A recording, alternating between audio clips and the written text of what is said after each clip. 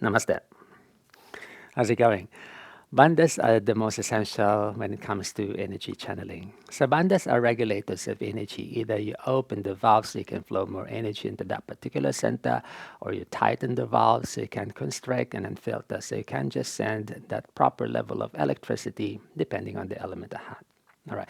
During asana, we use the bandhas to create that lightness, so we keep our joints and the bones and the muscles protected as we practice the asana. During meditation, we utilize the bandhas in assisting the energy, from the hips to the brain. And then during your pranayama too. So that's the role of the bandha, so you don't overload the nervous system and you can distribute the levels of electricity flowing through your system. When you do your healing sessions, right? So utilize the bandhas so you can increase our energy, because when you heal, you don't want to be wearing out, so you need to produce more energy. So this is in a nutshell the functions of the bandhas. So they are commonly referred to as locks, but they're not physical locks. Yeah, so they're not tightening, squeezing, clenching, or making the body tight. Actually, when you apply the bandhas, the external body softens. Um, to make room for the energy to rise and then flow out of dormant centers. So we have like three primary bandhas, but actually more subtle ones. All right, so the first one is the Mula Bandha, and I've talked about this before. It's down the hips, the pelvic floor. All right. And then it's not squeezing or clenching or tightening the pelvic cavity for you to access the bandha. Actually, the pelvic floor would have to drop, good, would have to relax so you can draw the breath in. Good. So you know that your Mula Bandha is active is when you practice your natural breath or your Ujjayi. You actually feel like the pelvic floor relaxes, it actually drops, yeah. And then inside, you can collect that pointed energy upwards. Yes, so externally, yeah, the outer body opens, but internally, from the sides, you collect the energy to the midline. And the Mula Bandha, when you breathe through it, it is so easy to manifest when you do your Ujjayi Pranayama. Because when you do your Ujjayi Pranayama, what you do there is you assist the Mula Bandha by engaging the Jalandhara, the constriction of the hollow of the throat, and that will pave way for the organic activation of your Mula Bandha. So the Jalandhara Bandha and the Mula Bandha, they're actually linked, directly linked. And then you're going to feel this core, and the pot opens up, because in the Ujjayi Pranayama, the Uddiyana Bandha opens, because you're drawing the energy from the hips. Yeah, the Uddiyana Bandha opens to pave way for the energy to rise, and the Jalandhara Bandha narrows, to feel that the energy entering the brain. So that is a good description of how the bandhas work in coordinated and synchronized manner. Yeah, so one bandha would have to open while the other ones constrict, but in various intensity. In the practice of the Ujjayi Pranayama, so what happens there? Yeah, so the Mula Bandha constricts, but the pelvic cavity, the pelvic floor drops. The Uddiyana Bandha opens around the navel, the core region, to make room for this energy rising, the Apana Vayu. And they blend here. That's why Ujjayi Pranayama is have to be approached with care. If you have heart condition or respiratory condition, you don't want to be practicing Ujjayi Pranayama too soon, because the energy coming from the hips is actually warm and hot, and then you don't want to alter the function of your cardiorespiratory system. So Ujjayi Pranayama is contraindicated for people who have heart disease. Yeah, so you can progressively learn the Ujjayi Pranayama, but make sure you seek guidance of a teacher. But actually, Ujjayi Pranayama, you don't have to learn it as a separate practice. It will just happen once your inner body is open, the bandhas start to manifest. So Ujjayi Pranayama happens organically. All right, so when you inspire the breath in, the Ujjayi, the Mula Bandha, the Uddiyana Bandha opens to lift the energy up. So you can filter the energy entering the brain, the Jalandhara Bandha constricts. And then only that proper levels of electricity is allowed to ascend inside the brain. All right. So the bandhas, yeah. If, for example, yeah, you're thinking of learning them, so don't learn them externally. That's my advice. Yeah, because if you learn them externally too soon before its time, yeah, so your brain would have difficulty unlearning, yeah, the externality of the practice.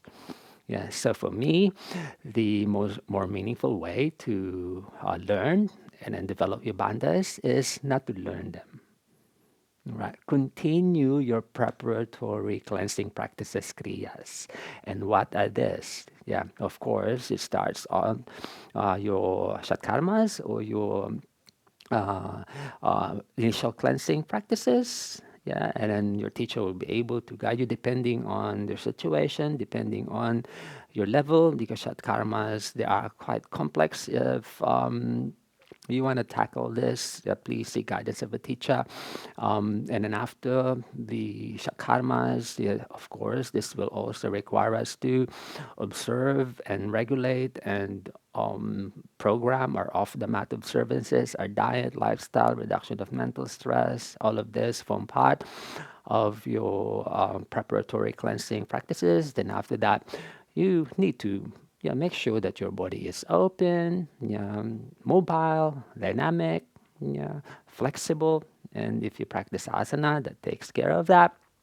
And of course, the pranayama too, but you have to approach pranayama as well progressively, because when you are just starting with your practice and you are at the asana stage yet, yeah, I don't want you to be going and jumping too soon, too fast, yeah, practicing pranayama, because pranayama, if you practice them, yeah, and then your body is not open, yeah, and you're not ready to absorb, yeah, it's like you're planting seed in stone. Yeah, it won't bear fruit. Yeah, so the body would have to be sorted out first, open it, make it mobile, the active, strong. Yeah, and maybe a year or two into your asana practice, you can progress to the pranayama. Yeah, but take it slowly, and then from there, yeah, so once the breath flows, once the inner body flows, the bandhas will just happen. I didn't learn them actually. I just noticed one day I was accessing them already. I could feel like inner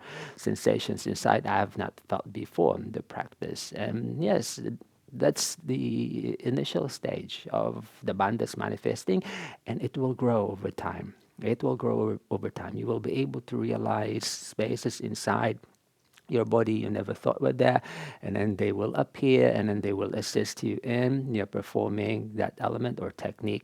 Yeah, you're practicing whether asana, pranayama, mudra, visualization, even relaxation. And then once the bandhas become organic, yeah, you don't have to think about doing them, so they just happen. And that's when the Ujjayi pranayama happens. So Ujjayi pranayama happens when the bandhas happen.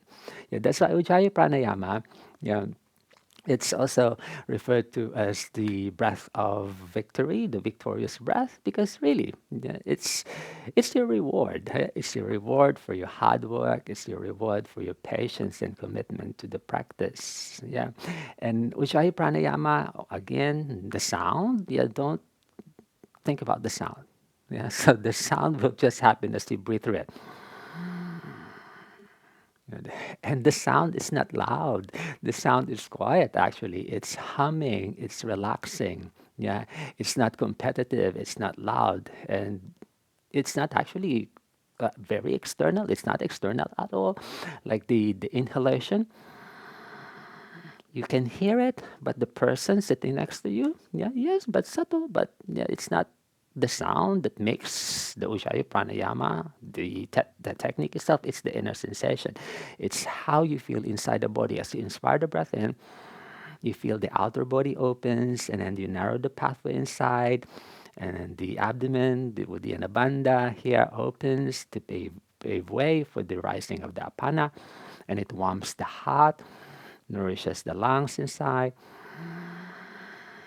And again, you filter the breath using the Jalandhara Bandha in the front, so you can only allow a fraction of that energy to lightly stimulate the brain. Because if you send too much of that energy there, it will burn the soma and will render your meditation practice useless actually, because they're just burning the soma and will leave your brain active. So when you allow that proper intensity of electricity to enter the brain, you magnetize, you electrify the soma inside, and that will pave way for the opening of the silent centers of the brain too. So yes, meditation is like you are actually a chemist. You're blending forces inside. So it's a trial and error there. But the bandhas, yeah, once they develop, they become your inner teacher. You won't go wrong with the bandhas. They are your safety, I say, support. Yeah, so you keep your body light and protected as you practice your physical observances. You keep your internal organs safe as you practice your pranayama, because they will regulate the levels of electricity you send through your centers there, and it will protect your brain when you do your meditation. Yeah, so you can focus, you can feel that very subtle energy, and that's where your mind becomes like what? Less active. Because the mind, when the breath, when the prana is, I say, level two, yeah, because the prana, the energy is motionless. Yeah, it's active. Yeah, and that's the nature of our development. From the activity, we slowly, yeah, go to a more subtle, yeah, subdued flow. That's the rajas. That from first we are stuck, we are stagnant, we are heavy, yeah, the tama, and then the energy flows, huh? The raja, yeah, that's the bandhas already, and then the prana slows down, yeah, mellows down, until we're able to find that subtleness, yeah, the passive energy, just sitting in the middle, and that's the state of sattva. All right, so it's really a process. So if you're just starting with your practice, don't rush. Give yourself maybe 2 and 3 years into your practice. Yeah, just enjoy it. Yeah, develop the strength of your body, your flexibility, and then after that, the breath flows. And after that, you can feel inner sensations inside you never thought and you never felt with that before. And that's the start of it. Yeah, it will really take you long and far, and only you. Yeah, will decide how far and how deep you want to go into your journey. All right, thank you, and I'll catch you in the next lesson. And have a meaningful day. Namaste.